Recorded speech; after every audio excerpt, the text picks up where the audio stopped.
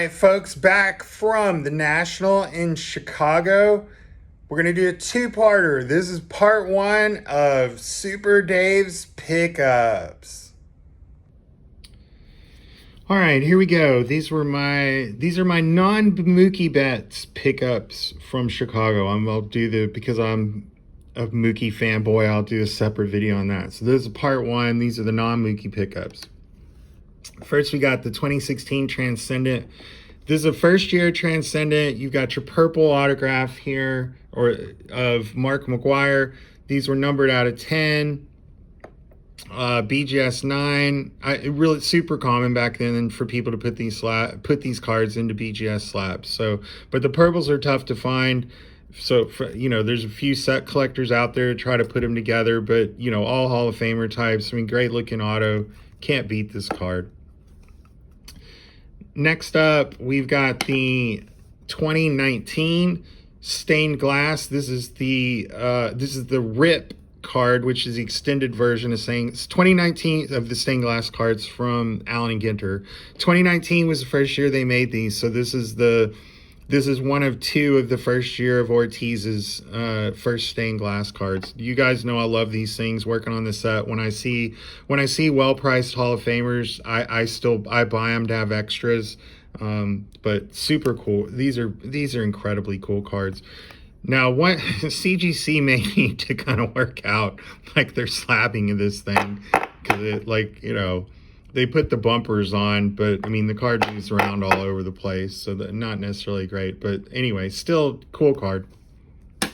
I'm super excited about this one.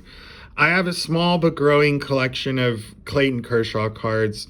Those of you who know me well also know that I absolutely love the Heritage Gold refractors up until they got nuked this year to like out of 50 to match the other products.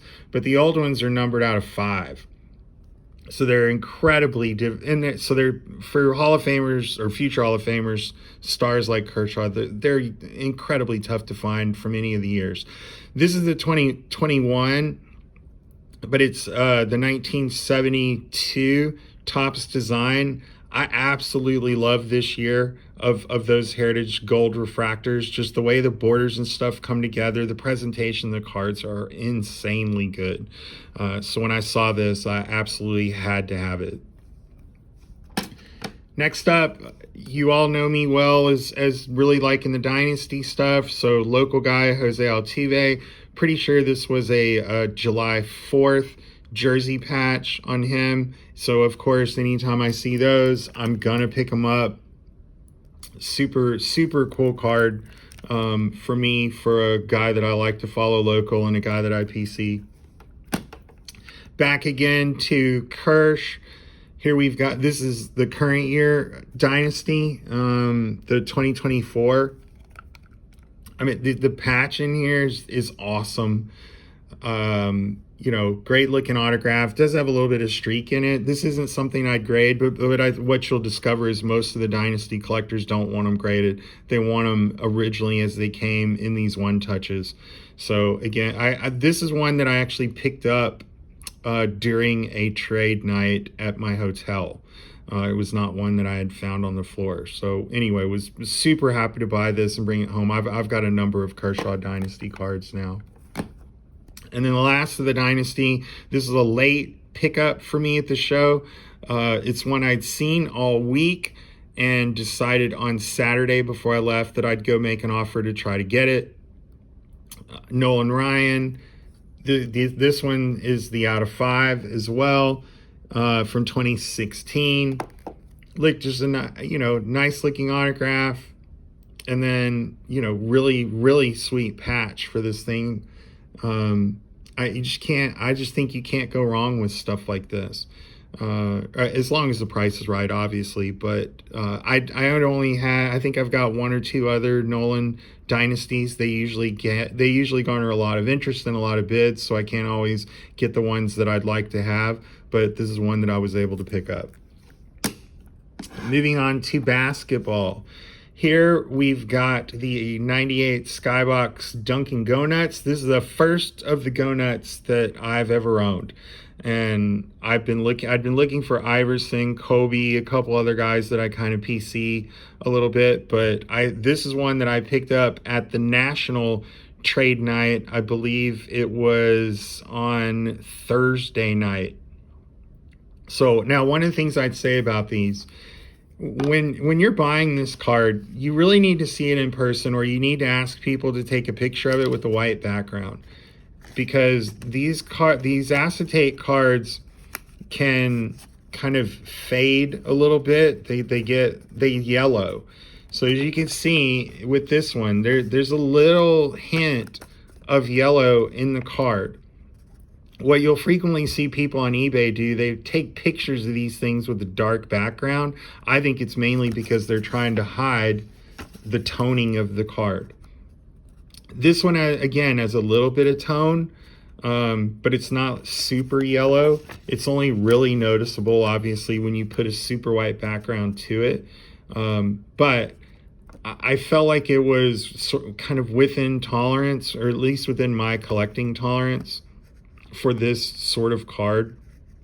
But I'm saying this as a, what to watch out for, especially when you're bidding on these things online. But happy to add that to my small AI PC. 2006 Topps Gold LeBron. This is out of 500. These are pretty sneaky cards, man. They're the golds and the blacks. The borders are more popular usually in baseball than they are in basketball and football, but basketball and football have them. People in basketball and football tend to go for the shiny stuff. They prefer the refractors way over these different colored paper cards. But I just love this pose, man. I mean, LeBron's coming to just stuff one home. He has 2 or 3 images from his Topps and Topps Chrome cards that I just think are awesome. This is one of them. So I have one of the other cards from this. I think I maybe have the 2008 or 2009. I can't remember. But I saw this and was like, no, I'll pair this up with it. PSA 9 is a big grade on these cards because they just, the borders chip so easily. So anyway, was happy to find that. And then last but not least in basketball, a couple of local guys, a couple of stars, or stars in their own right, but also star basketball. You got the 83 star Clyde Drexler, I guess technically XRC in a PSA 6, but look, I buy Clyde and Hakeem in these anytime I see them. So that was, and one dealer had both of these, so I made a deal on both. Here's your 84 star, again in a PSA 6. The Olajuwons are actually really tough grades. So like if you get into a 6, 7 on these, you're doing pretty good. An 8, a PSA 8 or better is a nearly impossible card on Hakeem. But I do think it's interesting, and it's something I feel like PSA kind of needs to work out. Like if you try to search these in their research function in the pop reports, they're sort of tough to find.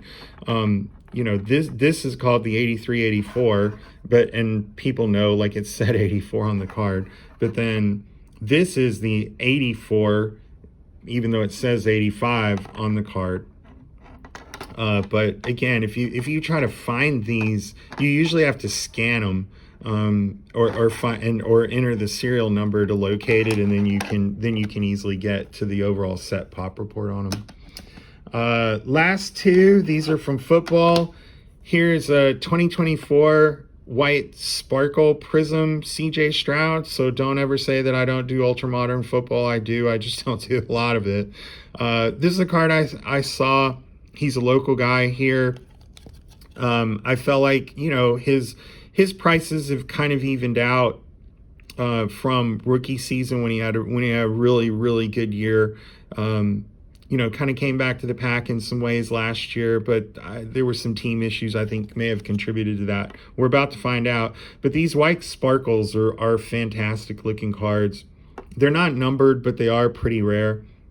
So when I saw this, of course, I'd like to have something like this in a PSA 10, but a PSA 9 is okay. Anyway, I'm certain I can't afford like a rookie white sparkle, so this was sort of next best case for me. And then finally, the 2023 Allen and Ginter framed auto. To be honest, I don't know why people always grade these things. I don't think they're already in the frame, and then you put the frame in the slab. Like, I mean, there's a lot of, let's just say there's a lot of, there may be more protection for this CJ Stroud than there was for his offensive line at times last year, but hopefully they get all that worked out. But this is one of CJ's early autos. So again, being a guy here local in Houston, these are the sorts of cards I just can't ever go wrong with. When I see them at the right price, I scoop them up, whether it's for me or to just use as trade bait or for other collectors to get it into their hands in Houston. So anyway, those are my pickups from Chicago that were not Mookie bets. I'll do a separate video for Mookie. But anyway, hope you enjoyed this, and until next time, happy collecting, and see you again soon.